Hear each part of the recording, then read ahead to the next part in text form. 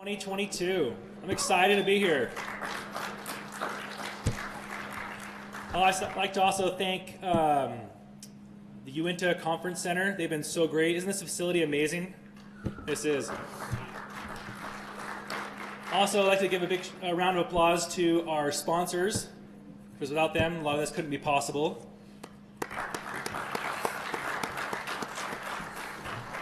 All right, do we have any first-time attendees? Awesome, welcome. I hope you guys enjoy it. It's gonna be great.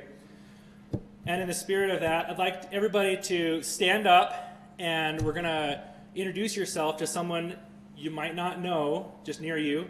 Get to know them. We'll give you like 2 minutes, 2 or 3 minutes.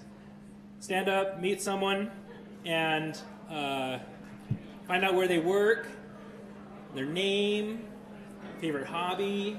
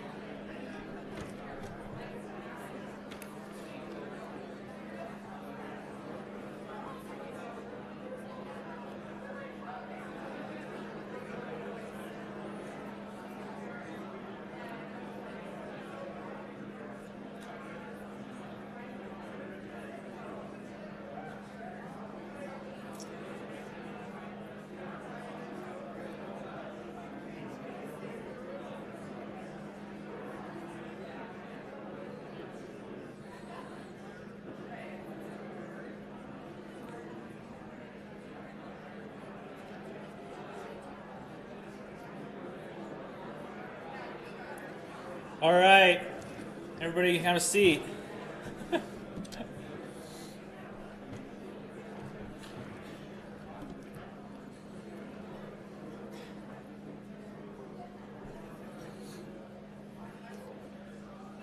So that's what this conference is really all about, right? Networking with those around you. So I forgot to introduce myself. My name's Stan McShinsky. I'm the conference chair. And if you guys have any questions about what's going on with the conference or need any assistance, all the board members are wearing these green and blue shirts. So you can reach out to, and we're all mostly here right now. So you can all reach out to any one of us and we can help you get what you need. Here is the conference agenda. Most of you already know about it. And here's the QR code for it. And if you need the Wi-Fi and password, it's here. And if you have any questions about it, feel free to reach out to any of the board members and help you get to where you need to go. So we have a map gallery. You guys have seen, we had the break earlier in it. And we have a lot of hands-on applications right now. We have ones like Cornhole is a map there, and you can play. You can go play that one. There's a puzzle one. There's one of the maps, you can spin the boards on it to see different maps on it. And if you have a map that you need submitted to the gallery, just go to the front desk and I'll get you your envelope, and everybody has your tickets. These are the tickets you can use to vote for which map's your favorite. And the student posters are out here in the hallway, so don't forget about those ones as well.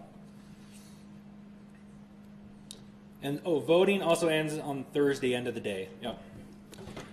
All right, so we also have board nominations going on this week, and the seats that are open are the federal, the county, and the at-large. So if you would like to run for a board position or know somebody that would be really good, you're welcome to nominate them or yourself. and there's a box up at the front desk. You can write their name and stick it in the box, and we'll reach out to them to see if they are willing to be nominated. Also, moderators. If you have signed up to be a moderator and have not received your packet of information, go to the front desk and you'll get your packet of what you need to do and what classes you're signed up for. I know some of you were emailed out a list earlier of what classes you're moderating. Still go double check that because some of the classes have just changed slightly. Yeah, just stop by the front desk to get your information and the stuff you need to do. Also, for those of you who know Ray Montgomery from Sandy City, he is retiring, and he's actually having his retirement party right now, but it's in Sandy. So he's been a big community member of GIS here, and so we just want to, basically say thanks for his hard work that he's been doing, and he's been very big with UGIC and with Slug. So thanks, Ray. Next we have our conference activities, and Dave's going to talk to us about our activities here.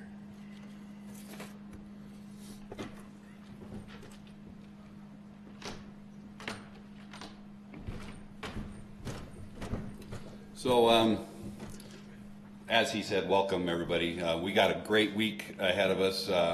The conference activities, so as you can see up here, I'm going to kind of read through them. We got a vendor social that starts tonight at 6 o'clock. So the classes will run until 5:30, and then there's really no need to like take off and drive home, since most of us live further away than we could do that anyways. Come to the vendor social. There's in your envelope is a vendor card. Pull out the vendor card. It has every single vendor on it. Get a stamp or a signature or some kind of mark from each of the vendors on the vendor card. Make sure you put your name on the back of it, and then turn in the vendor card. Okay, does that make sense? Most of us have been here, but there's a lot of people that haven't been here before, and that's how the vendor card is going to work out. And then the vendor card, we will use that as your entry into the raffle on Friday lunch. And we got some really cool prizes for the raffle. We got some stuff from Camp Chef. We got a backpacking wood stove that's like a really cool little backpacking stove. We got things from the vendors, so it's really worth doing. Let's see. We are doing a new game called Cornhole Beer and Bags. At the vendor social we have both root beer and real beer, so it's beer in bags, and we're tossing. We're going to do a cornhole. So sign up for cornhole. We're going to randomly assign you a partner, and we're going to do a single elimination run through and try to do a tournament of cornhole. It's going to be fun. We're going to use Melissa's map as art exhibit for the cornhole. Is going to be fun. Let's see. Oh, for the cornhole, the beer and bags. This is our inaugural beer and bags. If it works, we're going to do it every year. We're going to play with house rules. Okay, and we'll kind of explain them as we go. I'm not going to go over them right now, but don't be saying, "Hey, that's not the way we do it." We're playing house rules. All right. Indoor golf will start at 8 p.m. tonight. It's a fast course. It's low carpet. Be careful. We don't want to pay for anything. Okay. Thursday events. So at noon tomorrow, we'll have sack lunches from Jimmy John's.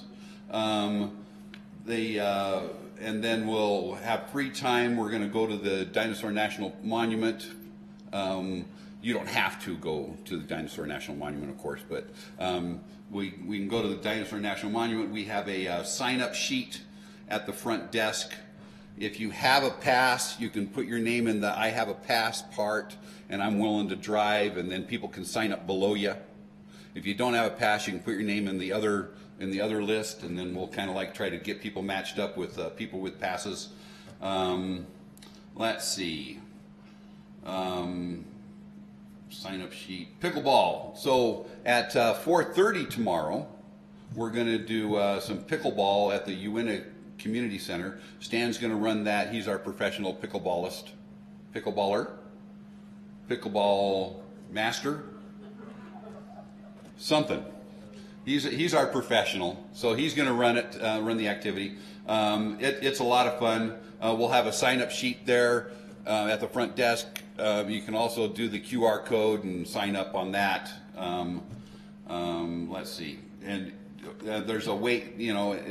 Right now I think we have enough slots so we can get a few more people. You don't have to be on a wait list yet, but eventually, if you go too late, you might end up on the wait list. Let's see, barbecue dinner. We're going to do a barbecue dinner at the Utah Field House, which is just right across this parking lot over here. That's going to be Thursday evening after the dinosaur monument, after maybe you've played some pickleball, or maybe you're just went for a hike in the dinosaur monument and fell down and skinned your knee. We're going to come back. We're going to then do a nice dinner.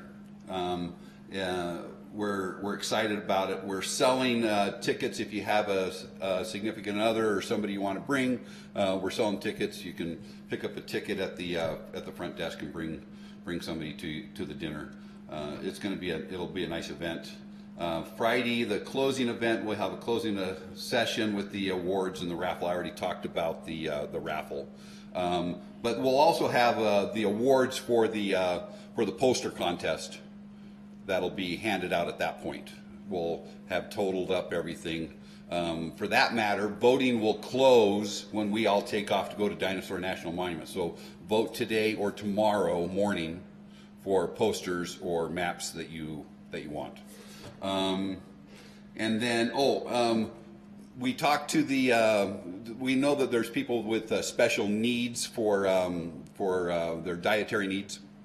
We've talked to the caterer. He says he's preparing everything as gluten-free, except for the obvious things like bread and rolls. So if you're gluten-free, don't take a roll, but that was probably already self-explanatory. We do have some vegetarian meals. People ordered special vegetarian meals. Those that ordered special vegetarian meals, they will be prepared and they'll be in the back. You need to ask for them to come out. Otherwise, somebody might take your meal. So that's why we're doing it that way. Okay, and that's everything that I have. Now I'm going to turn the time over to Chris.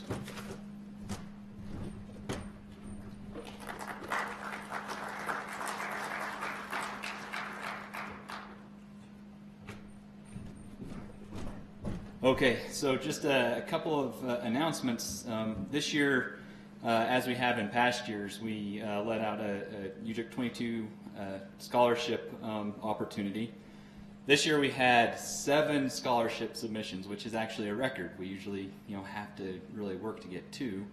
And in fact, we had so many that we were, and so many good ones that we were able to open up 3 different slots this year. So the purpose of the UJIC scholarship really is to provide opportunities for students that are studying GIS, geography, remote sensing, or some related fields to come to UJIC to interface with you guys. And so in that light, we want to recognize these folks, and we want you all to get to know them and talk to them about what you're doing, and really share your experiences in the field, because this is an important time in their professional development to be here with all of you fine folks. Every one of the submissions that we got this year was fantastic, and the UJIC board debated for quite some time who was going to come. We developed a rubric. Phoebe and I, being at universities, we have to do all this, fairly.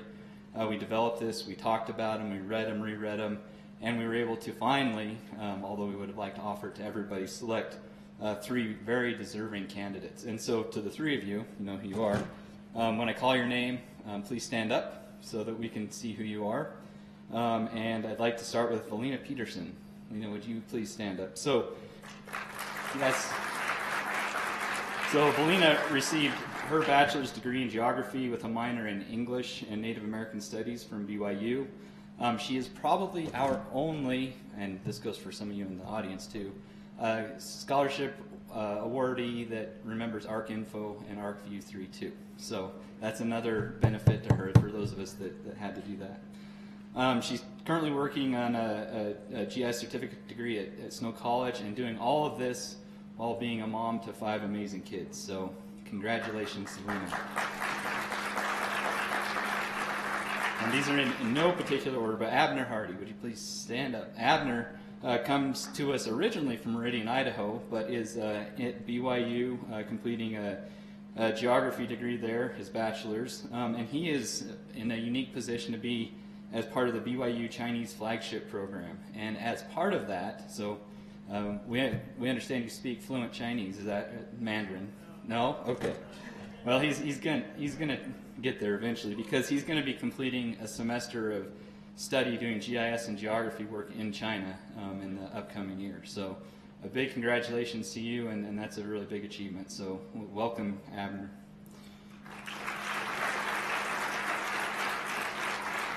And last but not least, Jessie Eastburn. She's sitting over there helping with the technology. You'll see her helping out with all of that this year. But Jessie's a first year's master's student in geography in the University of Utah, Utah Remote Sensing Applications Lab. And she's working towards her degree in GIS remote sensing, environmental research. That's what she'd kind of like to get into. But really, if you have LiDAR experience, Jessie is working currently using LiDAR and other products to calculate and assess biomass in pinyon juniper woodlands. And so that's a pretty neat project. So if you DWR, DNR guys want to talk with her, I think that would be fantastic. I also wanted to mention, Jessie had a fantastic essay, as all of the students did. And her discussion was kind of hit home because she was the kid in the family that got the printed MapQuest directions and led her family on various adventures. And so I think she knew about geography and GIS, I guess, before she even knew what GIS stood for. So we'd like to welcome Jessie here and all 3 of the scholarship winners. So please join me in welcoming them. Please do interact with them this week while you're here. So with that, I would like to turn time over to Sean. And Sean's going to introduce our, no, I didn't hit the pictures. I'm sure they were down there waving at me. We have 2 keynote speakers, so Jared Hansen and Ralph Becker, and Sean's going to do the introduction for that.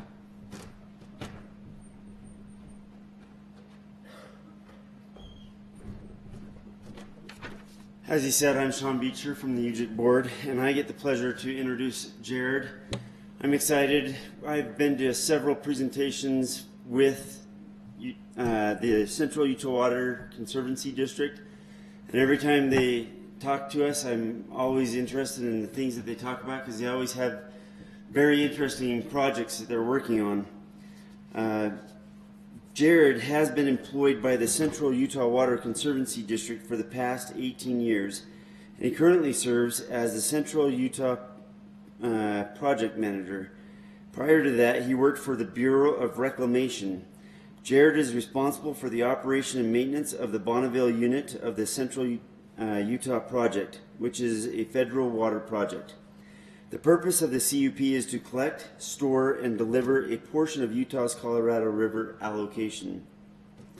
The CUP consists of dams, reservoirs, tunnels, pipelines, and other water conveyance facilities.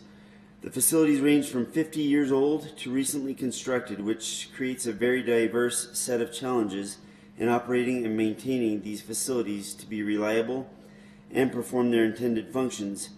CUP water is delivered to approximately 1.5 million people in Utah. Jared graduated from Brigham Young University with a Bachelor and Master of Science degrees in Civil and Environmental Engineering. He is currently licensed as a professional engineer. When not working, Jared enjoys skiing, boating, and volunteering with the Utah County Sheriff's Search and Rescue Team. Currently, he has been appointed by the Sheriff's Office to serve as commander, where he is responsible for directing the team during search and rescue operations. Jared currently resides in Spanish Fork with his wife and 2 children. Please join me in welcoming Jared.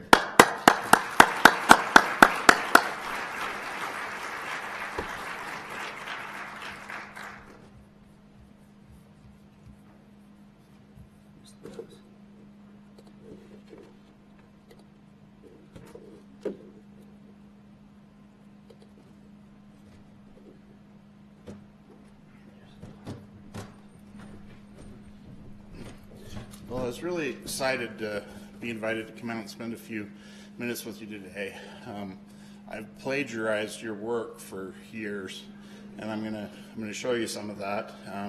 The other thing is, in our organization, at our district, our GIS people, they're the top of the social chain, and so I'm happy to be here with them. As was mentioned, I've been with the district for quite a while. I've worked on Central Utah project issues for a long time, my entire professional career.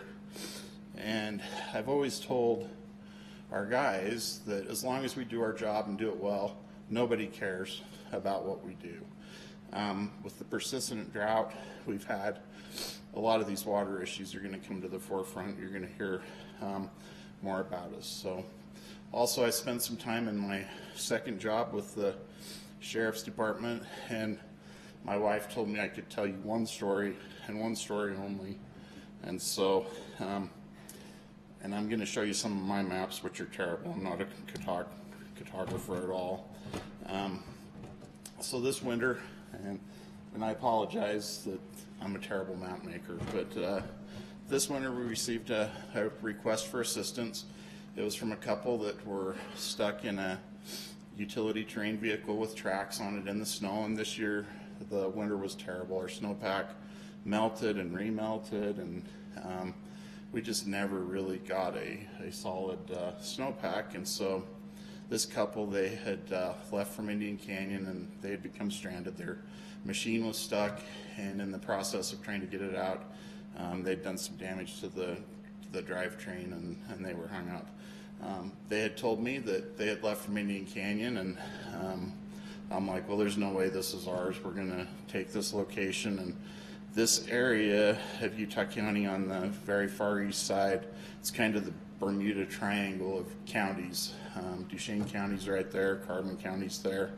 There's not a lot of access there. It's a longer distance for us to go than we usually do, and so I took the coordinate from the 911 call and I plotted that, and that's the blue dot that's just south of the red line in this map. So this red line, that's the Utah County line, and I just wanted to give a shout out to the UGRC for creating these county boundaries for us that are very accurate and detailed. And so these people, they had just made it into Utah County, and so this was definitely our call, and we needed to go take care of it. And so I'm looking at it.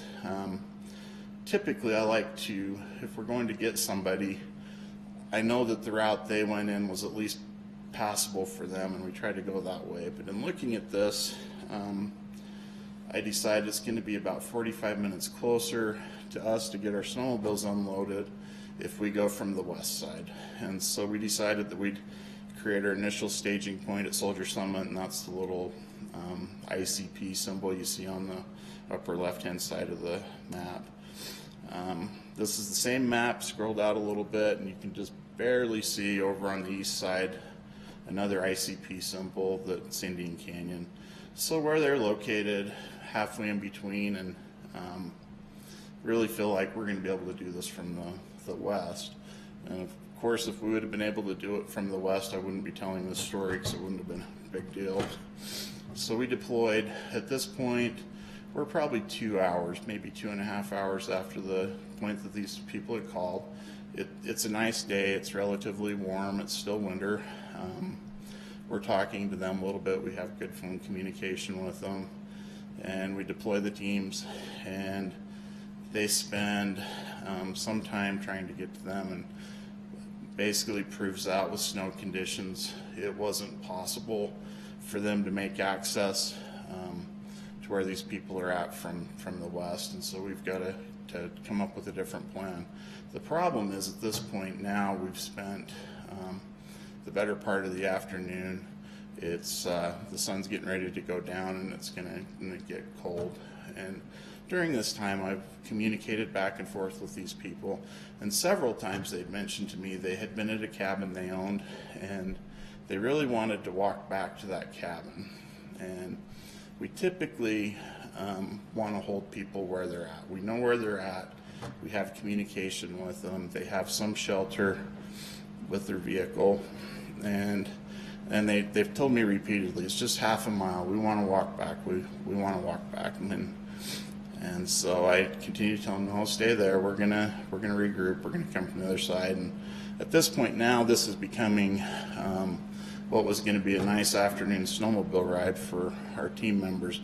Now we're starting to have some concerns about really we've got to get to these people and help them. So we scramble some additional assets. We get our snowcat on the way.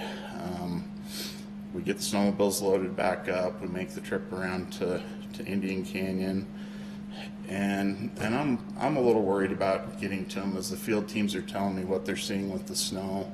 And I think, maybe we should let them walk back to their cabin. But I don't believe that it's a half a mile away.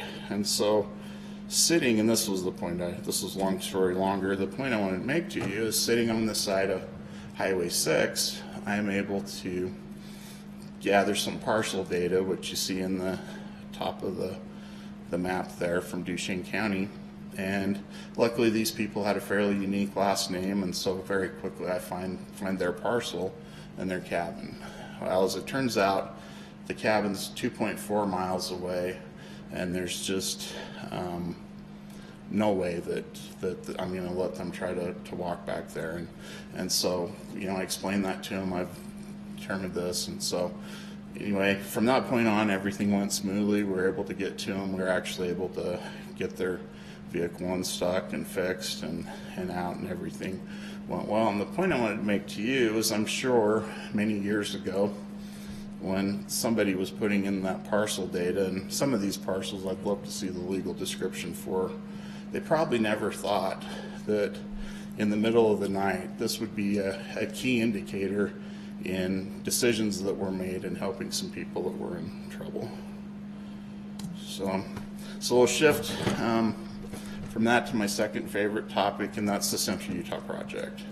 And so I'll go through, I'm going to talk to you a little bit about some of CUP operations, how it works, asset management of all those facilities, and then I'm going to talk a little bit about some of the things that we've seen change in the past few years that's affecting our level of emergency preparedness and response. So a little bit of history. The Central Utah Project, the Bonneville Unit, is very much tied to the Colorado River. And you don't hardly watch the news these days. There's not an issue about the Colorado River. Lake Powell is way down, and there's major implications to Utah with respect to its Colorado River use. And so just kind of go through the timeline.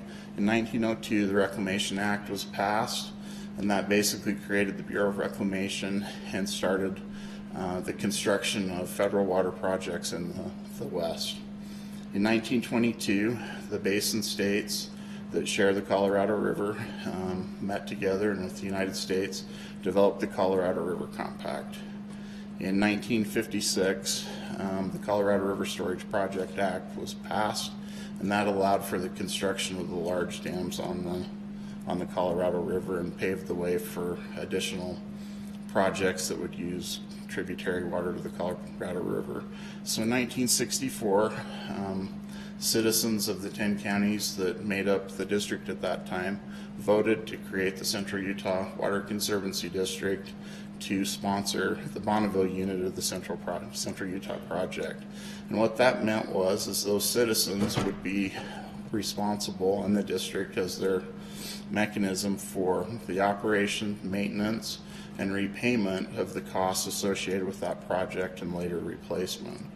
And so the main purpose of the CUP is to develop a portion of Utah's allocation of the Colorado River to meet Utah's needs. So when I talk about CUP, we're really talking about the Bonneville Unit of the Central Utah Project. There's two other units that have been constructed, and that's the Vernal Unit and the Hansen Unit. And luckily we're here in Vernal, and so the Vernal Unit, their primary storage facility is Steinecker Dam. It's just north of town here, a few miles, and it delivers water into the Ashley Valley. The Hansen Unit is just a little bit further north and to the east. The primary storage facility is Red Fleet Dam, and that delivers water's pumped from Red Fleet Reservoir over to a treatment plant in Vernal that our district operates, and then water's delivered to the Jensen area for agriculture. So this map, so luckily now you're to the professional maps, you don't have to look at any more that I've made. In this map, this kind of shows our district area, and the green line through the middle, that's the basin divide. So everything to the right drains to the Colorado River, everything to the left drains into the Great Basin. So if any of you came from the Wasatch front, you probably drove past our three primary storage facilities, which are Jordanelle Reservoir, Strawberry Reservoir, and Starvation Reservoir. And we'll talk a little bit more about how they work. But you probably noticed if you drove past Jordanelle, it's a little more than half full. It looks pretty sad. It looks way down. It's usually much fuller than that. And you've noticed there's a little bit of stress on Strawberry. It's a little lower than it normally is. However, Starvation, just about full. It didn't spill this year, but things worked out and it was able to nearly fill. Also, the purple lines in this represents infrastructure. So the dotted lines are tunnels, the solid lines are pipelines, and kind of the general gist of the project is you see that line that comes to Strawberry Reservoir that intercepts and collects water that would be tributary to the Duchesne and Strawberry rivers, which are tributary to the Green and onto the Colorado. We bring that water across through those facilities and we store that water in Strawberry Reservoir. And from Strawberry Reservoir we have another series of tunnels and pipelines that then can deliver that water to the Wasatch front and to our customers. And we'll talk a little bit more about that as we go through. I think we'll kind of skip over this, but basically there's a picture of Lake Powell when it was full of water. It looks very different today. This is a map that shows the Basin States. The basin's divided into the Upper Basin, which consists of Colorado, New Mexico, Utah, Colorado, and Wyoming, and then the Lower Basin States, which are Arizona, California, and Nevada. The river was divided in 1922. The Lower Basin States were promised a guaranteed delivery, and the Upper Basin States were expected to take shortages as hydrology changed. The construction of the large storage facilities, Lake Powell and Lake Mead, were very integral to making these allocations and divisions work. So after the river was divided up, the Bureau of Reclamation went to work. They spent a lot of years, probably about 15 years prior to 1964, coming up with a plan, deciding which facilities needed to be built. And they started with what's called the Definite Plan Report, and that's a document that lays out, we're going to build these facilities, it's going to develop this much water, and it will deliver to defined customers.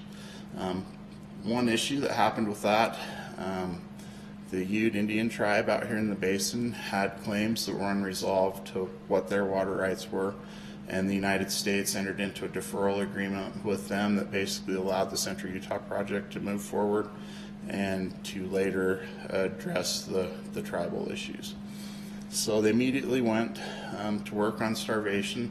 We'll talk about some water exchanges and why Starvation was first, but it was completed in 1970.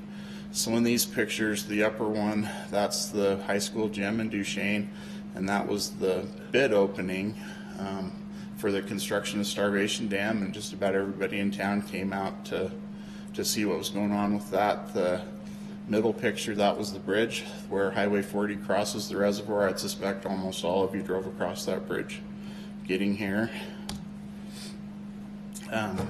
Starvation was completed, went into operation. Construction then began on Soldier Creek Dam, and at Soldier Creek Dam it creates Strawberry Reservoir. There was a prior project, it was an early 1900s Bureau of Reclamation project, the Strawberry Valley Project. They had built the original Strawberry Dam, but for Central Utah project purposes they needed a much larger storage facility built there, and so they went downstream, built Soldier Creek Dam. Much larger. The reservoir is over 3 times bigger than the original Strawberry Reservoir, and is really kind of the principal part of the Central Utah project. Current Creek Dam, which is along the collection system, was completed in 1977. During this time, the National Environmental Policy Act was passed by Congress and basically said for these federal actions, they need to take a look at what's happening to the environment. And so that kind of slowed progress down on the project. This was a massive undertaking. It moved a lot of water, and an environmental impact statement was created. And people really didn't know what needed to go into that, and so it was kind of a new thing, and that was completed. And we've supplemented that several times since and essentially rewrote it. Construction got back underway in 1987. Upper Stillwater Dam, which is north of Duchesne, was completed, and it's the head of the collection system where the water is collected and starts through the tunnels on its way to Strawberry.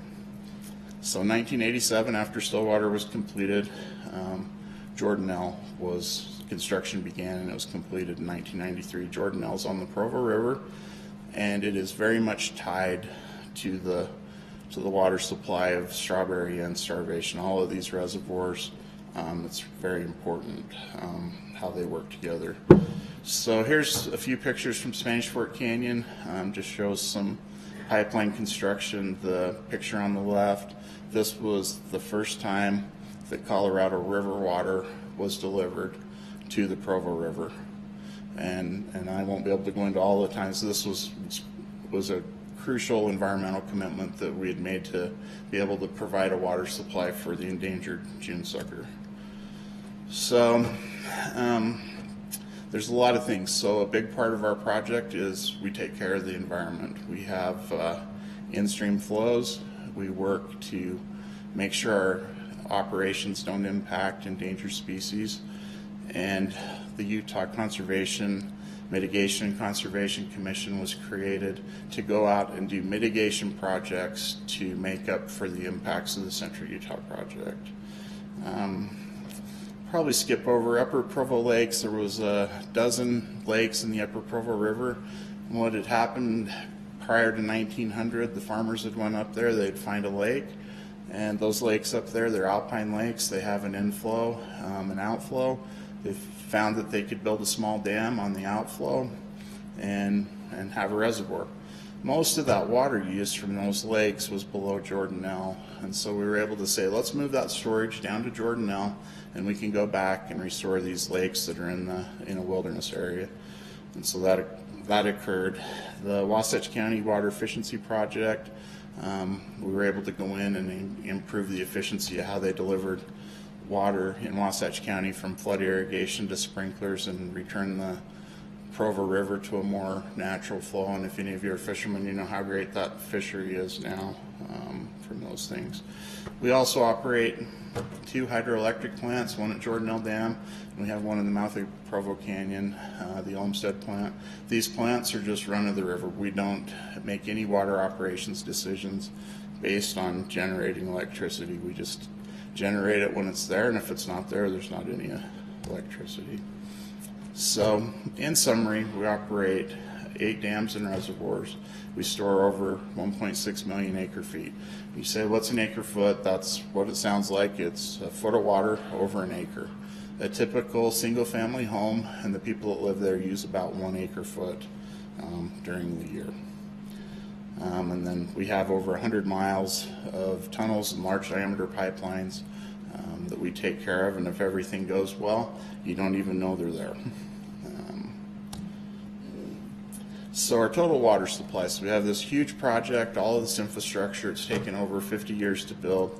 The total development of the project is 238,000 acre feet, and that's our water supply, and we'll talk a little bit about where that goes and how it's used. We also deliver a lot of water that's not CUP. We can use our facilities to make deliveries to other customers, and if there's space available in those facilities, there's a process for them to use that. So to make this work, in water rights, first in time is first in right. And so if you have an early water right, you're first until you get 100% of your water right, next guy doesn't get his. And so 1964, even though that seems like a long time ago, those water rights are very low priority water rights, and so we have to do a lot of things to make sure that senior water rights are kept whole so that we're able to store water for the Central Utah project. And we do that through what we call exchanges. And in order to make that happen, there's no way to do that without large storage facilities. So the first exchange we have, I told you the Starvation Dam was constructed first, and you're never popular if you're building a water project that's going to take water from one basin to another. People view that as you're stealing their water, and they're probably right. And so Starvation Reservoir had to be constructed first, and Starvation's able to store water during the winter and then deliver that water to the senior water right holders when it's needed. And so that's how we make up when we're delivering water to Strawberry Reservoir. We're able to mitigate that interference to the senior water rights through Starvation. And Starvation also developed an additional supply that's been important to development of the Helena Basin. So we go to Jordanelle. Some of the most senior water rights in Utah are in Utah Lake. They serve areas in Salt Lake County, and so they're first in line. So any water that we would store in Jordanelle has a direct impact on Utah Lake. And so we have to make that up. And so we make that up by delivering water from Strawberry Reservoir to Utah Lake. And that allows us, as you know, everybody sees the news, the water quality in Utah Lake is not probably something you'd really want to drink. And whereas the supply developed from Jordanelle is a very pristine supply and is a good high quality water. And so we keep those water right users whole, and that allows us to operate in Jordanelle. We also have an agreement. Deer Creek Reservoir is another reclamation project. It's part of the Provo River project. And to meet some of our environmental commitments, we have an agreement with Deer Creek where we can move water from Jordanelle to Deer Creek, recapture it, and for that we pay a portion of their operating costs, and that allows us to really operate that middle Provo River as a pretty world-class fishery, if you're a fisherman, which I'm not. So I'm going to talk a little bit about some of our challenges. CUP water in the beginning was considered to be very expensive. Today it's still not cheap, but new water sources are much, much more expensive. Our facilities, we're still not done constructing the project. It's been under construction since 1965. We think we're within 2 or 3 years of having the last pipeline to South Utah County completed. But a lot of those facilities, they're over 50 years old, and they have things that need to be taken care of. Persistent drought, whether it's a cyclical drought or an overall change in the climate, this is becoming a big issue. This summer, if you live on the Wasatch Front, you're going to see some interesting dynamics. Weber and Davis County have a real water shortage. We were able to provide some water. We sold some water to the Weber Basin Water Conservancy District. We were able to work with a lot of partners and help get that to them, but it's not going to be enough. There's going to be massive water restrictions up there. We're still in a place, our project isn't under full demand yet. We still have water in storage. We are going to hold our customers back just a little bit this year on what we deliver to them. But should we have, I would have never thought that this winter would have been even close to the previous winter. The previous winter was like nothing I'd ever seen before, and really to have almost an exact repeat really proves that we may have some challenges ahead. And if we can't get back to a normal snowfall next year, we're going to have to make a lot of decisions. And then the other issue we're facing is the last 5 years we're having incidents, and I'm going to talk about a few of those incidents and how they've affected us and how we've reacted to those. But before I get into that, we have, in 2008, we started a formalized asset management program. And GIS was a big part of that. We felt like technology had come far enough that it was time to really, instead of having employees that had worked for 30 years know in their head what needed to be done, we felt like we needed to start documenting some things. We needed to better understand what we had in the field. So kind of the basics of asset management is, what do I have? Where is it? How is it performing? When does it need to be replaced? And how much will it cost to replace? These last two items are big issues. You've seen how long it takes to build a water project. And so we need to be way ahead of the curve when something needs to be replaced. And there's major portions of the Central Utah project that we've had to completely replace because they just didn't perform as expected. And then through that program, we want to track our maintenance. We think that in the future we may not keep employees for quite as long as we have in the past, and so we need to have a faster way to get them up to speed and to really understand what needs to be done. So one of the first things that we thought we'd take a look at is our generators. We have a lot of backup power generators. We didn't really know how many. And so we started a process, and so the first thing is and this is a screenshot from our dashboard that our asset management people and GIS people put together. And so what do we have? And so there's a list of some of the generators we have. Where are they? And so we have a great map, and if you click on any one of those dots, it'll tell you everything you want to know more about that generator. How much fuel does it hold? We want to know how it works, what does it need? And important, two things that we need to look at is, what are the consequences of failure? What if we lose this generator? Is it a big deal? And what is the likelihood of that failure? And so we kind of assign some scores to that, and that allows us to prioritize what needs to be replaced when. And so we're able to come up with an estimate when we think that generator needs to be replaced. And like everything else, you don't go buy a large generator off the shelf anymore. It's something you order, and at least at this point in time you may wait several years to get it. And we made some estimates on what are those costs, because we need to be prepared to replace the generator, we need to have the generator, but more importantly we better be able to pay for it. So once we were through with this process, we determined we have 32 large generators. These are installed units. They're not the Honda that you have in your garage. Altogether, they can produce 7,600 kilowatts, and that's enough to run a small city, a city the size of Heber City. More shocking to me was we have 27,000 gallons of diesel fuel out there in tanks, and the issue with that is these generators, it isn't like we have fuel that'll run them for months on end. We can run them for a week, some of them 10 days. And so we really have, in a widespread power outage, we really have a fuel issue, and that's something we're working on right now, is trying to figure out how we manage that fuel and how we have fuel on hand for disaster.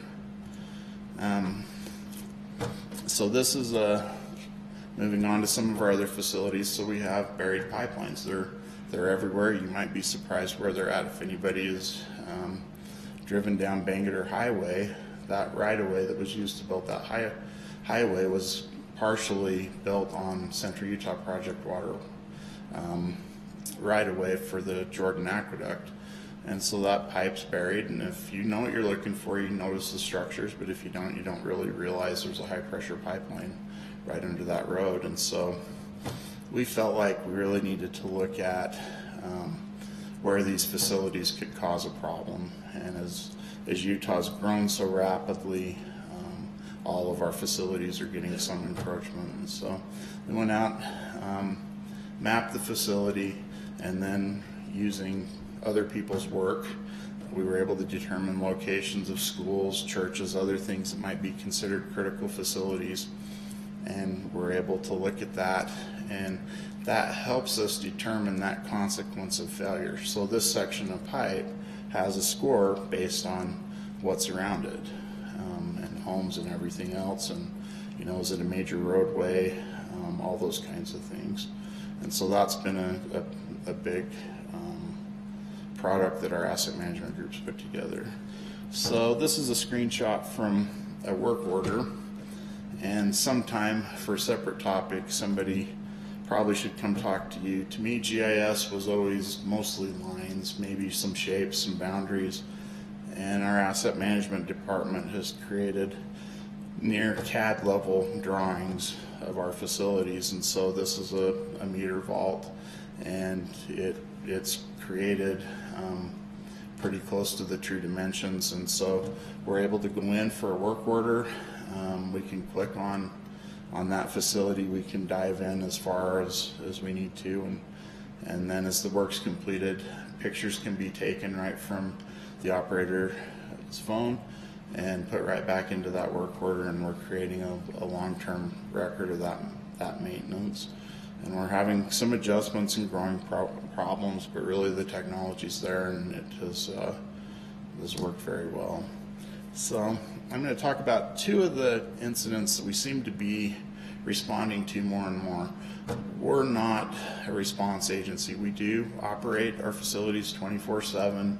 We have people on call, but we're not first responders by any means. But there's things out there that are happening that are can have some impact on our operation. So this is a crude oil tanker that on the day after Thanksgiving a few years ago, coming down Provo Canyon, rolled over and lost its load. So this is surveillance video from one of our diversion dams, and we luckily got the call early, and we put the call out. We had an operator on call. He got there pretty quick, removed the snow. We already had oil containment booms. We knew that this was certainly a potential issue. Started calling other people. It's a long weekend, but luckily we had some people around, and they started to work. And so if you kind of watch this lower right hand corner, you'll see them. They've got the rope across, and you'll see the booms come across. This truck had rolled over about a mile upstream from this location. So they've got the boom in place, they've got it tied off, get more people there, and those chunks that you see, that's the first of the crude oil. And so we really got that boom in place with really not more than 5 minutes to spare. And so this is something we've really stepped up. We've bought a lot more boom. We have it in trailers, and we're willing to take it wherever it's needed. And so that oil there you saw was about 4 inches thick. It's hot in the truck. When it hit the water, of course, it cooled rapidly and set up in those big slabs. And so some drone footage coming down the canyon to where our diversion is. And as you look at this, you'll be able to see some of the chunks of that crude oil in the water. One thing that happened that was really important with this is the UDOT maintenance guys. There's a shed right there close by, and they immediately jumped in and got some sand down there and really contained most of this. Of course, this happened right where there was a storm drain. The storm drain went right into the river, and that's what we ended up with, which, considering it was a whole tanker and both tanks ruptured, that really isn't a lot of oil, but we were able to contain that. The EPA later told us that typically on something like this, they might recover about half of the oil.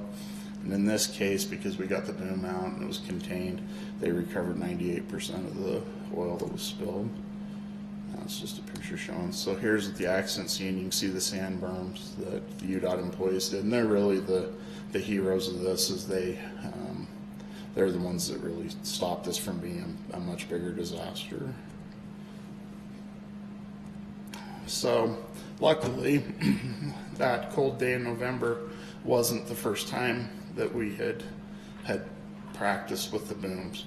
We had gotten them. I'm only showing you the good pictures. I don't even know how to describe these things other than it's like wrestling with a pig. And our first plan didn't work. This was the plan that did work.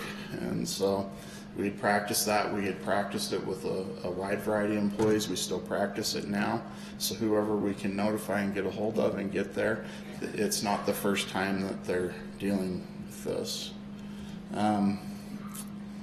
We have lots of accidents. Any chemical spill that goes in the river, we want somebody to go look at it. It's the drinking water source is too important, and so people are driving faster, they're driving worse, and we just deal with car accidents all the time, around the clock, middle of the night.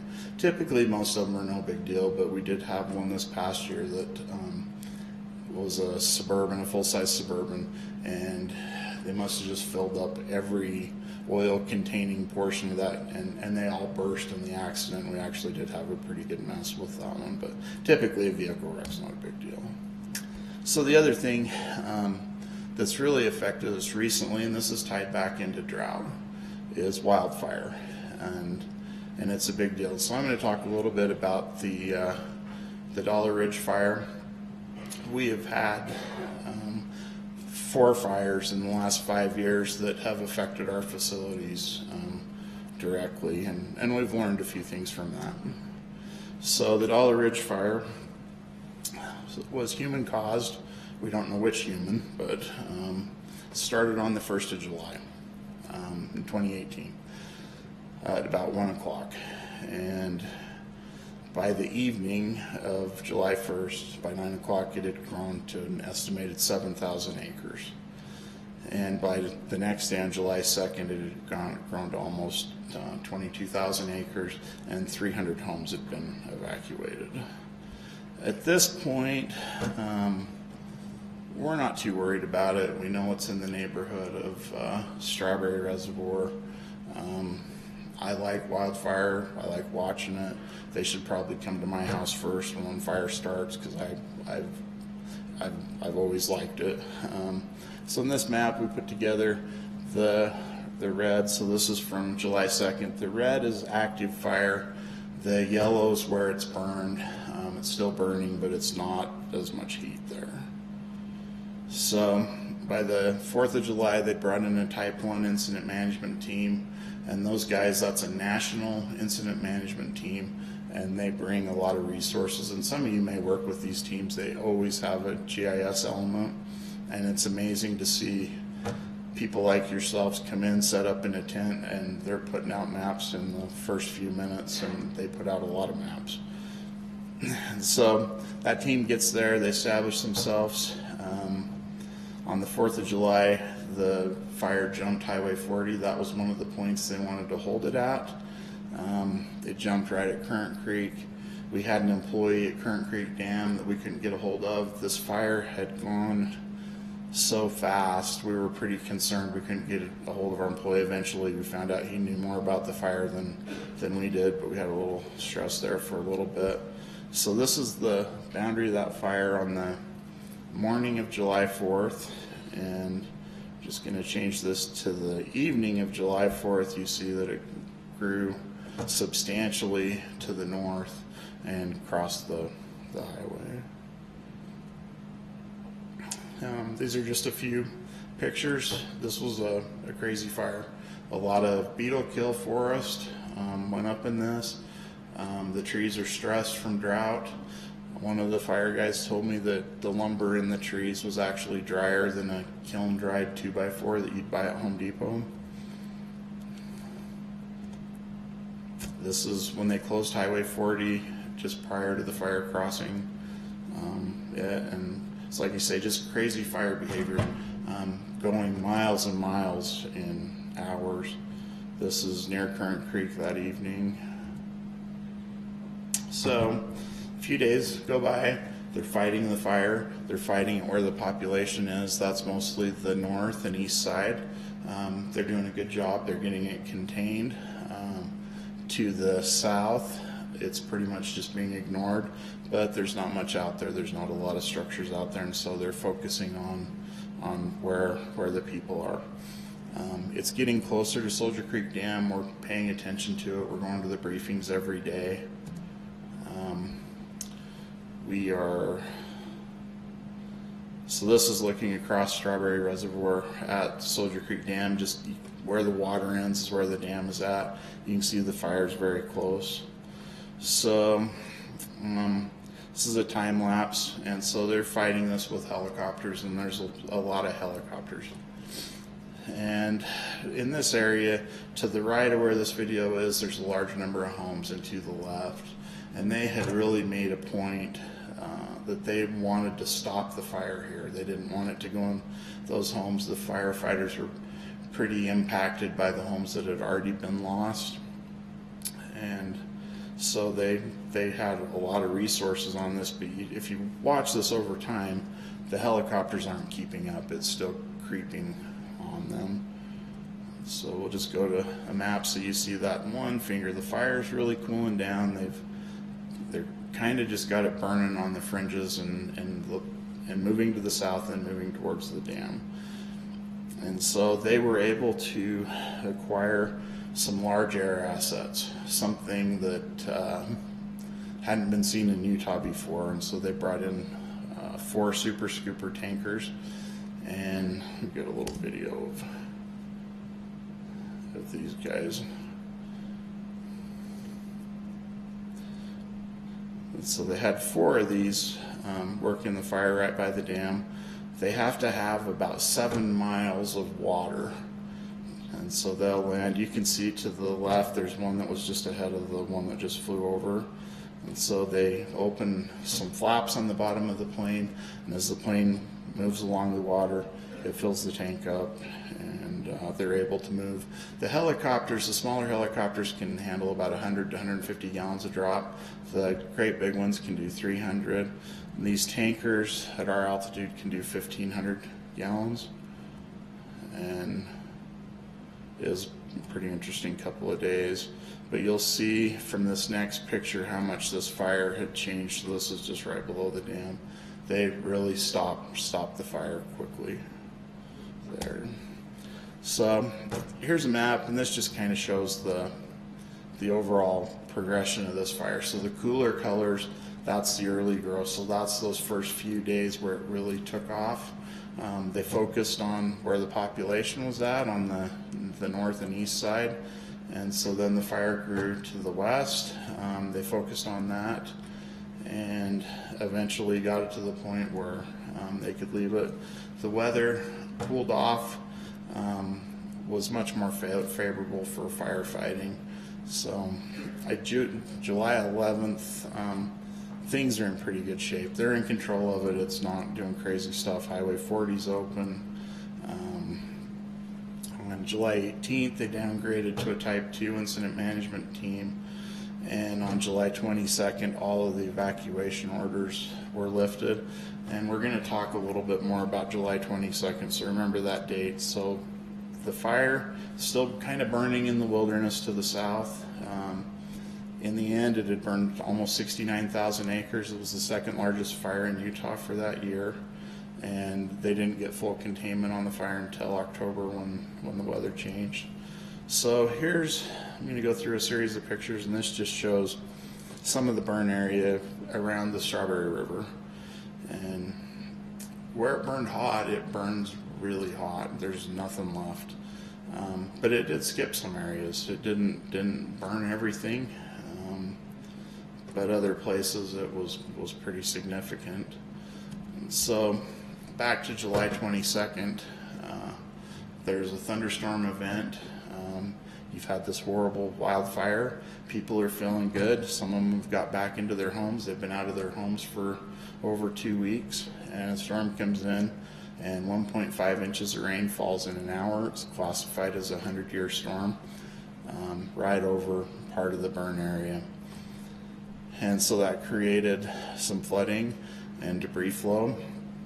The Strawberry River was completely moved out of its historic channel, and just tons and tons of ash, debris, sediment, just a massive disaster.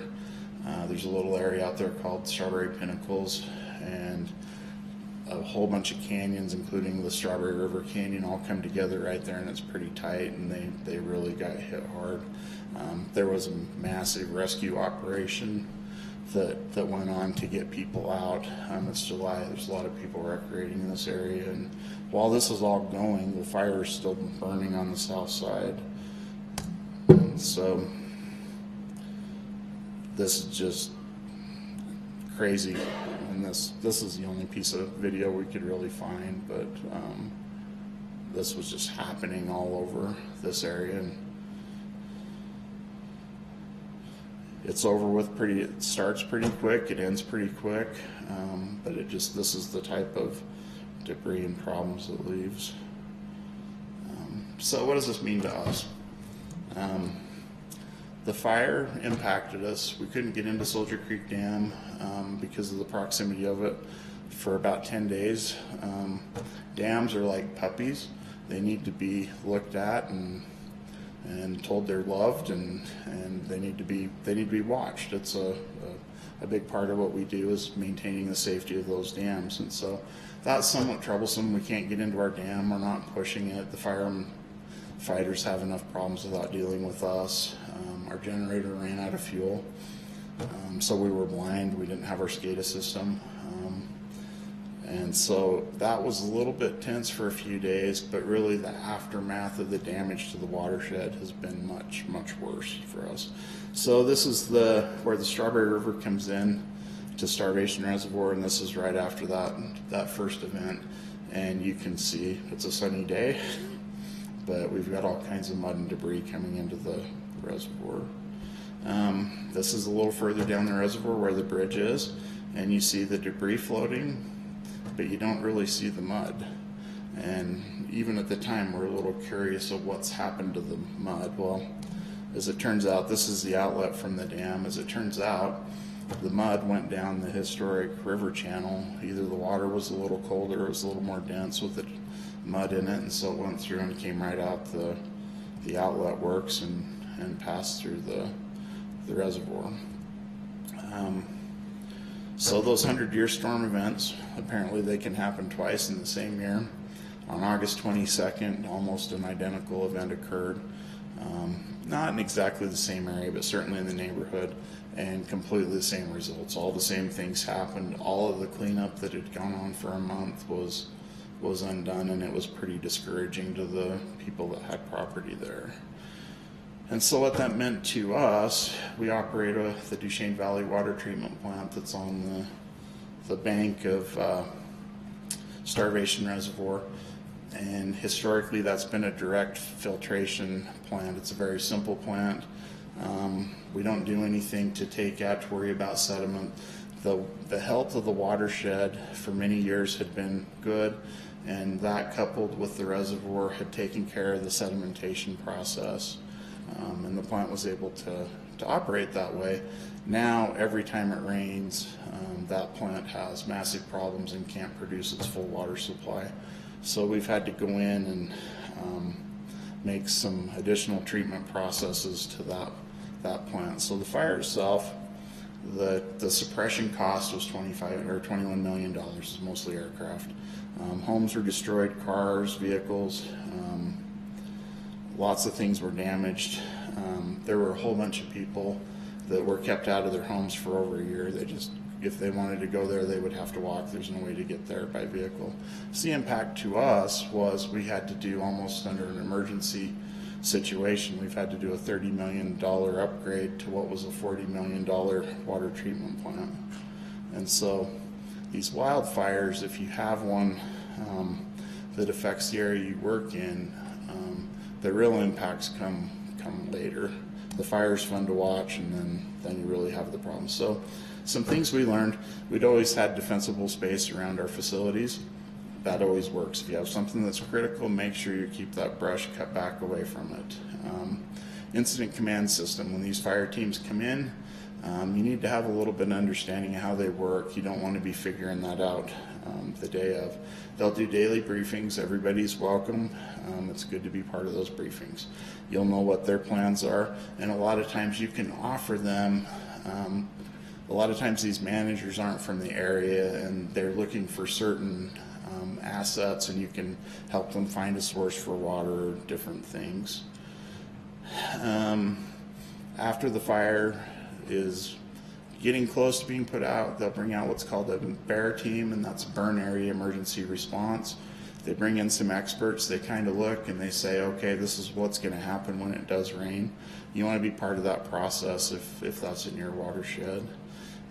Personal protective equipment, they're not going to let you into that fire area if you haven't got the Nomex shirts and pants. And they are very good at sharing their radio information, and having equipment that's compatible with theirs is important. I talked about generator fuel being an issue for us, and one of the things we want to find an alternative solution to keep our remote monitoring equipment up and running through something like this. So if we are kept out of the facility, at least we can see our cameras and see what's going on with it. This video, I just can't help but show, this is from our treatment plant in Orem, and was taken by one of the operators there. And I believe this is a 727. And this is the pilot I want to have next time I'm on an airplane.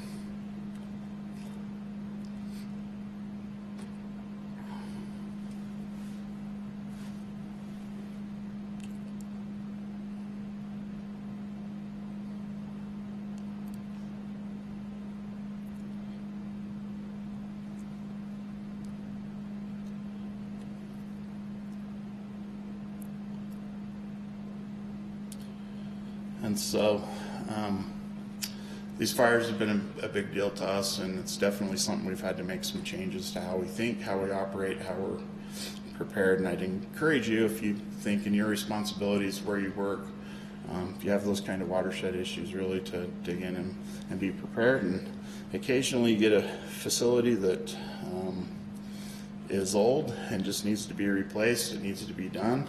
And that's probably where I'm at with my PowerPoint. You're probably ready for me to be done, and so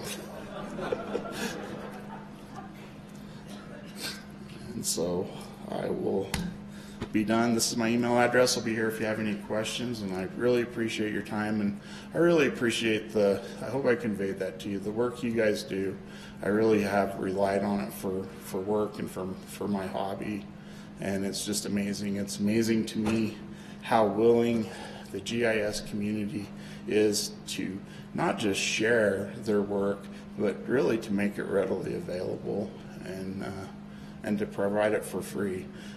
It's always impressed me, and so I really appreciate the work you do, and I thank you for your time.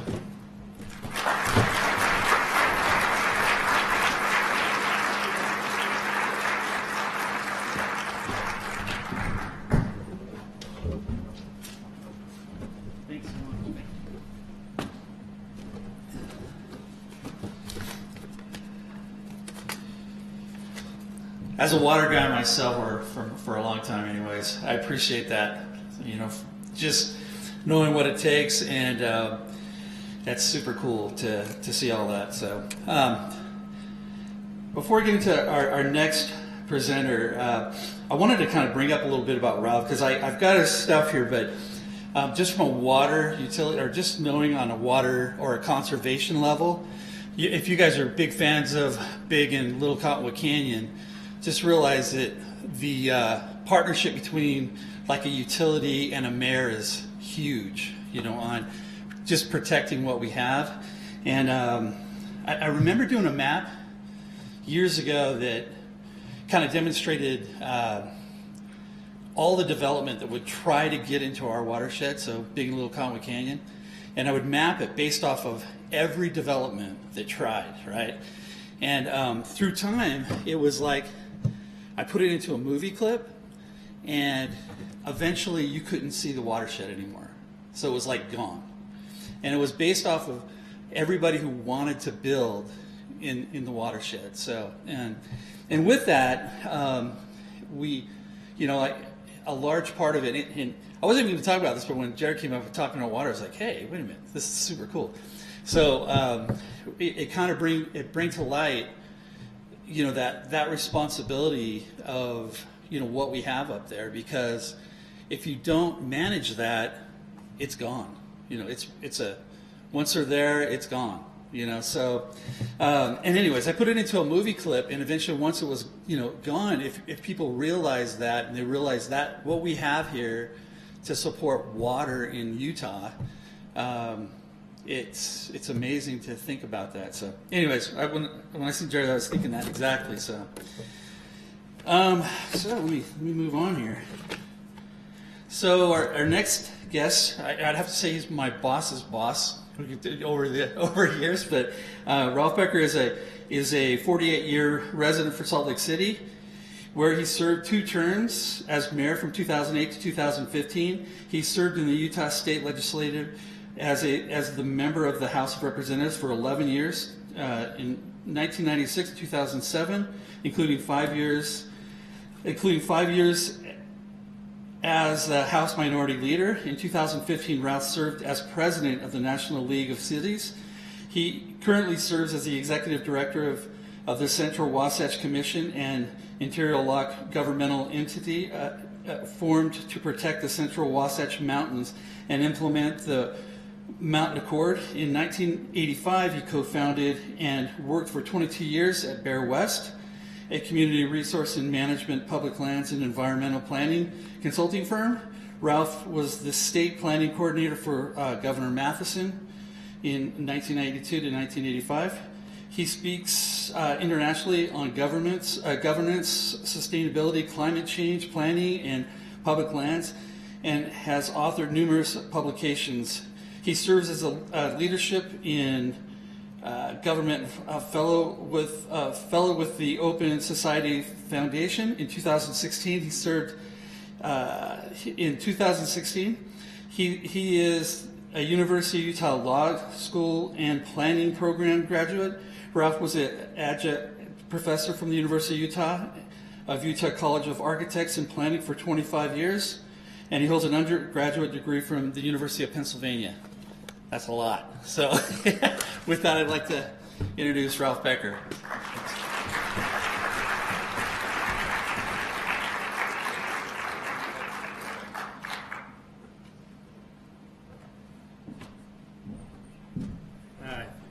Thank you all. Give me a second here. I'm going to move this computer, if you don't mind. Yeah. I'll let you do it.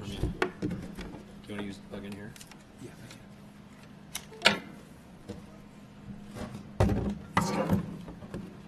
Hey guys, I need you to no, I don't think I need it. Thanks. Yeah, well, thank you, Nick. What he didn't have on there in my resume was, before I became mayor, the best job I ever had was fighting fires. So I particularly enjoyed Nick presentations on the firefighting, and I almost hate to interrupt Nick's presentation because it was a fabulous sort of history of the CUP and our water systems that serve a lot of the state of Utah. So when Nick called me, I've got to say I really appreciated this invitation, but I was a bit mystified because I, to say the least, am not an expert in GIS. I couldn't plot a line if you handed me all the tools, and so please forgive my naivete as it relates to the work you do. But so I'm going to relate in a very different way to the presentation that was given by Nick, to some of the work that you do, really based in large part on my experience in planning and in my political and governmental world. And I'll say, I would tell you a GIS joke, but I can't locate it, and it would be pointless. So that's all of the GIS that I really sort of know. But I will say that I have been an admirer and follower of GIS and your work from my first exposure, which probably began in the mid-1970s. Before, as I look around the room, many of you were even born. As Nick mentioned, I got my environmental planning degree at the U in the geography department. when really Digit Lab, I think, was really the very early stages of Digit Lab at the U. And I'd say my exposure to GIS and benefiting and use of GIS has continued really ever since then. But I never took a course in GIS. It just scared me moving into that realm. I'm a policy planning, sort of legal world. And so my career didn't involve, obviously, that technical expertise. And I worked with some incredible people over the years. Any of you remember Mike Johnson? Mike sort of started, really developed with Jeannie Watanabe, AGRC, what's now AGRC in the state. And I know we've been a leader nationally there. And Bob Nagel, is Bob Nagel still? Is he still working? I mean, he did an awful lot of work I was able to over the years. And Dennis Gorham and Nick in public utilities when I was mayor was always saving us from ourselves. And Kevin Bell, I know Kevin's here because I saw him earlier. And now Bert Gransby and Matt Silsky at Wasatch Front Regional Council have been doing a lot of work. And of course, Phoebe McNeely, who I first knew as a student, which is kind of scary to think about. So I'm going to talk a little bit about sort of my history a little bit with GIS. And it began before GIS.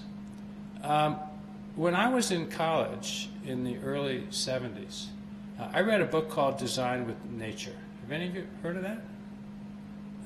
Written by a guy named Ian McHarg. And he really is the parent of environmental planning as we know it today. And he came up with this idea. This was pre-GIS. He came up with this idea of taking layers of environmental information to determine and rule out what areas were developable or suitable for development and what areas weren't or should be protected for whatever reason. It was all done by hand. And I read that book, and then I actually started to become a student of his. He was at the University of Pennsylvania where I was in school, and I walked into his office one day because I was interested in environmental planning, and ended up talking to him for 2 hours. It was during a break in school over the Christmas holidays. And he said, why don't you come join our program here the next, oh, there you are, Kevin. Join us in our program next semester. And I started, and literally the day I started, I got an offer from the National Park Service to come work at the Grand Canyon, and I was gone from Philadelphia and never returned. But he really kind of put together the concepts that are really at the heart, I know, of GIS. I really began, I'd say, using GIS in terms of my career when I went into state government in the early 80s with Governor Matheson, and he brought me on initially to work on a pet project of his that probably precedes any of you here and may have never even heard about, called Project Bold, where his objective, this was sort of a dream of his. Governor Matheson was, as he put it, a rocks and water lawyer. So that was his world before he became governor. And he came up with the idea after he lost a court case in the U.S. Supreme Court on behalf of the state of Utah to take all of the scattered state school sections, thousands of them, as all of you know, and to block them up into manageable parcels by an exchange across the entire state of Utah. So it involved millions of acres of land. And the only way to do that would be through congressional action. It is far more massive than anything that could be done administratively. And he hired me to help him see if we could get that done. So we started using some GIS tools then to, again, apply suitability analysis. What are the criteria for federal lands and for state trust lands, where with trust lands the idea is to is to produce revenue for the state, for the schools. For the federal public lands, a primary objective is to protect those lands and preserve them. We're trying to sort of separate out those objectives. And I spent 3 years wandering all over the state and meeting with everybody, getting kicked around very severely. So I got my first sort of taste of that world. But we came up with a proposal, and GIS was really very much at the heart of that. While that land exchange in its entirety didn't get done, it has resulted in the largest land exchanges ever in the history of this country. When Grand Staircase Escalante, for example, was created, it was the catalyst for taking not only all the lands out of Grand Staircase Escalante, the school trust lands, but across all the federal reservations in the state of Utah and blocking them up into some manageable parcels for the state, following the model that we had created in Project Bold. And then when Matheson left office and I started a consulting firm, from the very beginning, GIS tools were an absolute key to the work that we did in our planning, obviously particularly environmental planning and ordinance work that we did for places. So we did Salt Lake City's first 2 watershed management plans. We did Salt Lake County Wasatch Canyon's master plan in the late 80s. Those were some of the early bigger projects that we were doing. And not only didn't those agencies have very much money, but while I became the state planning coordinator with Matheson, and during that time, the GIS operation was in natural resources. We moved it into the state planning office, and then we decided it was sort of too political an environment for the GIS operation and moved it over to Administrative Services, AGRC, and called it AGRC. And I think it's still there, right, in that department? I'm not sure. Sort of. Anyway, so, you know, I always kind of had that appreciation, but I also got to know all those people. And we wanted to use GIS tools to do all of our suitability and sensitivity mapping and analysis for the watersheds of Salt Lake City and the Wasatch Canyons.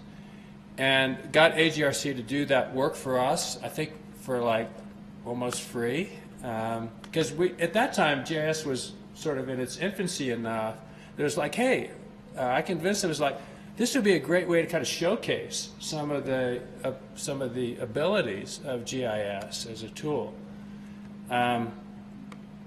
So it worked out really well. But just to show how difficult in a way it was, one of the layers that we really wanted were soil layers to determine suitability, right? Soil layers weren't digitized at that time. So there were people literally working day and night for months to digitize all the soils data in that area so we could use it in our determinations of suitability and sensitivity for certain kinds of uses in the Wasatch, and their impacts obviously on the watershed and on broader land uses. So we abused you, and I will forever be indebted to all of you. But it also, made so clear, not just to me, but to everybody involved. And we had a very inclusive, thorough public engagement and stakeholder process.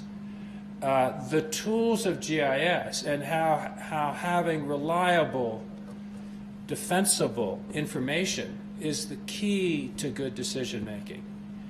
And through those three, as well as others, but through those three planning efforts, because of the GIS information, we never had fights over what areas were sensitive. We never had fights over issues about what areas were good skiing terrain and where there was conflict among different uses and users. Because as we developed criteria, we brought that to the public. As we developed the information, we brought that to the public. And we were able to vet it in a way that by the time it was the solid basis for decision making and alternatives, there weren't any more fights. So the work that you do is so critical, I think, for what can be done. I used it, as I said, just throughout my career. I think at one time we used it up in Ogden Valley, Huntsville area, all of you know, and they had not had a plan before we developed a plan for that valley and region. And they had 1 acre lot zoning for the whole valley. And what was clear to me as a planner, and they said, well, we don't want to become Park City, right? We don't want to become the Snyderville Basin. We want to preserve our rural character. So, well, 1 acre lot zoning is not going to do that for you. You're going to have houses everywhere, and that's all you will see in this valley. And the GIS tools enabled us to show them what it would look like with 1 acre lot zoning.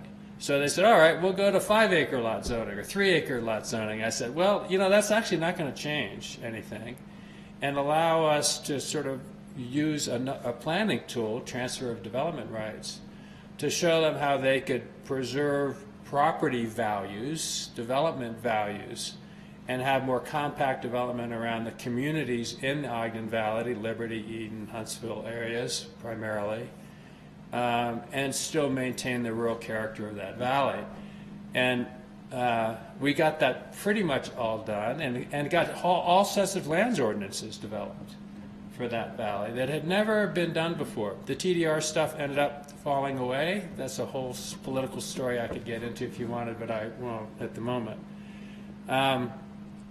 So we just, anyway, started to really see that throughout our work. And Nick mentioned that for the last 4 years, through the end of next month when I'm going to retire again. But for the last 4 years, I've been working with the new governmental entity, the Central Wasatch Commission, which is all of the local governments in and adjacent to the Central Wasatch Mountains, front and back, so Park City and Summit County, as well as the Salt Lake Valley cities and county, to get together and to try to shape what should happen in those mountains instead of it being dictated at other levels, because we know and care about that area the most. And it's still, I would say, an experiment in progress. But I had chances to actually use GIS. We obviously to use GIS really extensively in that work, and it's, I'd say, happened in a couple of ways that I can use as examples. One of the people who I knew from fairly early in my career is a guy named S.J. Camarada, who went to USU. Some of you may be acquainted with him a little bit. He left, but he went and spent his career working at ESRI in Redlands. And he, with Jack Dangerman and one other person, were kind of the triumvirate that actually developed and ran ESRI for years. Well, after I became mayor, SJ called me and said, hey, what can I do for you? And will you come down and speak at our, big conference that they have every year? This is probably a lot of you go to in San Diego. And I said, sure, that sounds like fun. And I said, by the way, I have an idea for a way you can help us. Will you guys use the platforms that you're developing to help us do the Mountain Accord work that we were initiating, which was to try to come up with a consensus-based direction, some of what Nick was referring to try to address sort of in a more firm way for the future what can and can't happen in that part of the Central Wasatch Mountains. Will you help us develop the GIS tools that they were really developing, their hub work that some of you are probably quite familiar with, if not all of you, and use that as sort of a model. And he lined me up for a lunch with Jack Dangerman when I was down there, and I hit Jack Dangerman up hard, and they agreed to do that and donate those services. So that was a really good deal for all of us. And we started to use them through that work. But I'd say the most significant work that came out of Mountain Accord relating to GIS is what Phoebe McNeely and Jim Erlinger are working on now at the university to develop an environmental dashboard. And Phoebe's going to be talking about that tomorrow morning. I'm looking forward hearing that, but it really is going to provide a foundation for information from everyone from the public out walking around or visiting the mountains to experts to be able to access the full range of information, environmental information associated with these mountains. And then we're adding a layer after this first phase gets done so that the human element also gets added in a GIS format. So we're doing a visitor use study now on who's visiting, what the impacts are, and all of the locations in the Wasatch that just, for whatever reason, hasn't really been done before, and can be used as a tool, obviously, for management going forward in this area. So where does this leave us? Where do we go from here? GIS is such an incredible tool, as all of you know, and it can be used in so many ways to benefit decision making and society, and that's the way I tend to think of the world. And so I'd be really interested in some of the time that we have left, after I mention a few things here, about ways that you think the future of GIS can best serve all of us. You know, the spatial realm, which is your world, is a realm that almost everybody understands to one degree or another. And so when information can be presented in that way, people relate to it and accept it more quickly than someone sitting up at a podium and spouting and thinking they're an expert, which most of us, you know, aren't. And it's also so pleasant. I mean, I actually know the difference between GPS and GIS. You know, but a lot of people don't. But think how many people use GPS, right? I mean, I just came back on Sunday from a 6-day hike in Dark Canyon, and you know, I use Gaia. I mean, what an incredible tool. I don't even carry, well, I do, because I can't help myself carry paper maps, but I don't even need paper maps anymore as long as, you know, my iPhone or my phone will continue to work. So, you know, there's some obvious things I'd say that are sort of on the surface. But then, you know, you look at the societal issues we have today, and some of them are very broad-based. You know, we have as dysfunctional a government today as I've ever seen in my lifetime, and as a sort of history buff who reads a lot of history, with the exception of probably the Civil War and Reconstruction era afterwards, we have never seen in this country. And people can't even agree on basic information, right? You know, take something like climate change. You know, climate change, I think for most of you in this room and most of us, is something we accept. We certainly heard it in Jared's presentation. You know, it is not only affecting us, but we've got to work with it and deal with it. And yet we can't do much as a society because so many people either won't accept it or won't accept the reality of what it means for us and what we have to do to address it and how fast we have to address it. Or the kinds of things we saw in Jared's slide presentation are going to get worse. They're probably going to get worse anyway, but we can do a lot to mitigate that and to adapt. Well, GIS can play such a critical role, of course, in that. We look at the social issues we face in this country around equity, which are as extreme as any time we've seen in recent history. I'm talking the last 100 years, going back to the early 1900s, in terms of disparity of wealth, disparity of opportunity. Some of the work that I'm doing, my wife and I started an organization called Scenic Utah, and it's what it's best known for, not the only thing that we work on, but what it's best known for is fighting billboard blight. And well, one of the things that's really clear is if you start looking at where billboards are located, who's most adversely affected?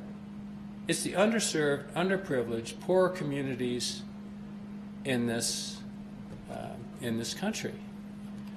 because it's the easiest place to locate billboards. Those of you who are from Salt Lake, you think about someone trying to put billboards on I-215, okay, on the east side. You know, they're not allowed today. It ain't going to happen because those folks will not let it happen. You go out North Temple or Beck Street, or you go out some of the areas that are less, have less political capital, and people there are going to suffer. And as billboards get digitized more and more, that issue is just going to get worse and worse for people. But you think about air pollution, you think about all of these issues where there's disproportionate impact, and the role that GIS can play, and really does play today. Nick was showing me some things before we got going here.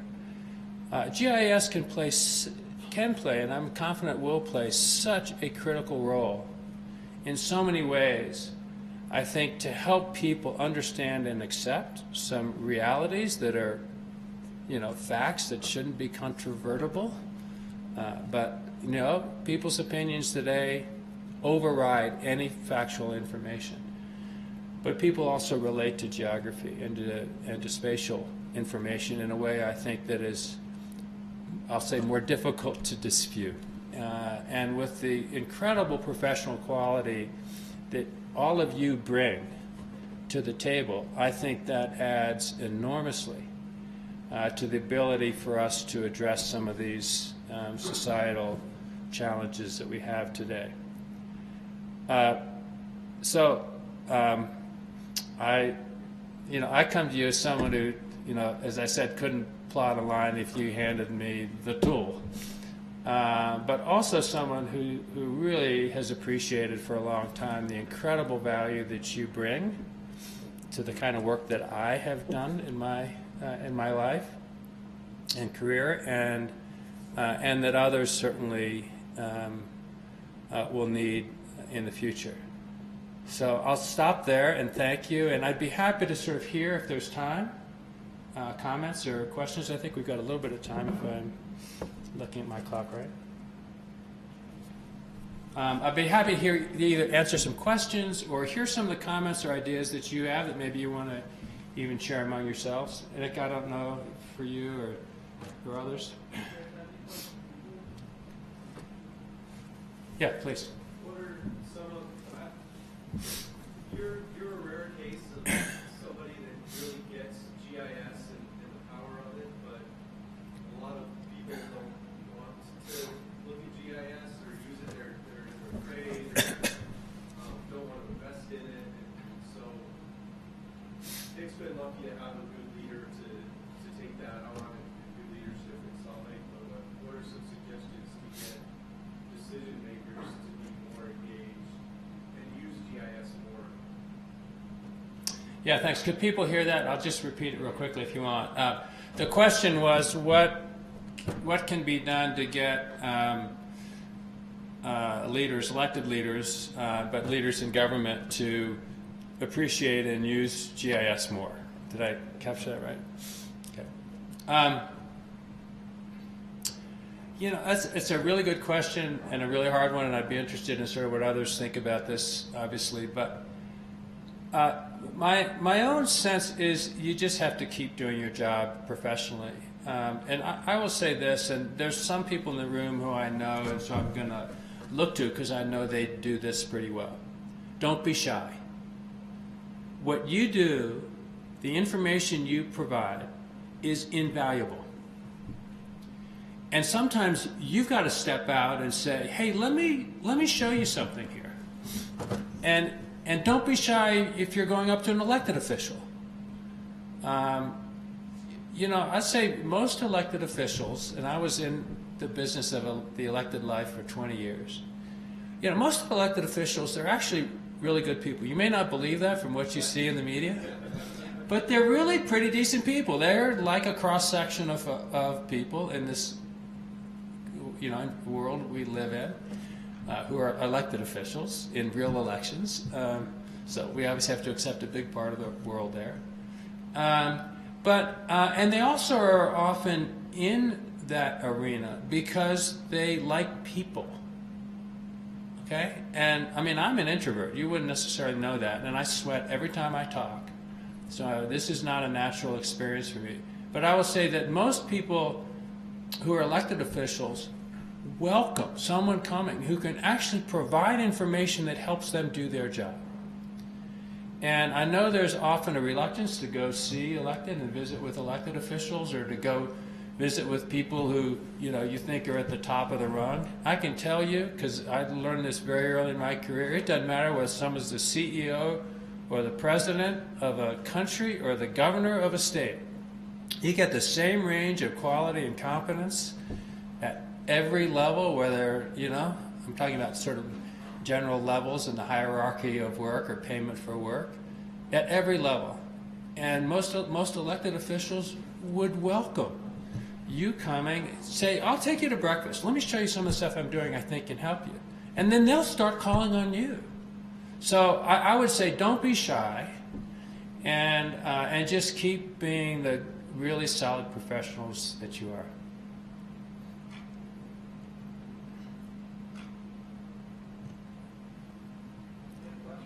Anything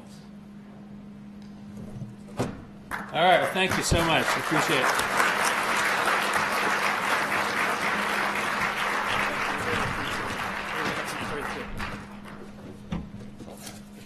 Wow. All right. Thank you. Well, thanks everybody.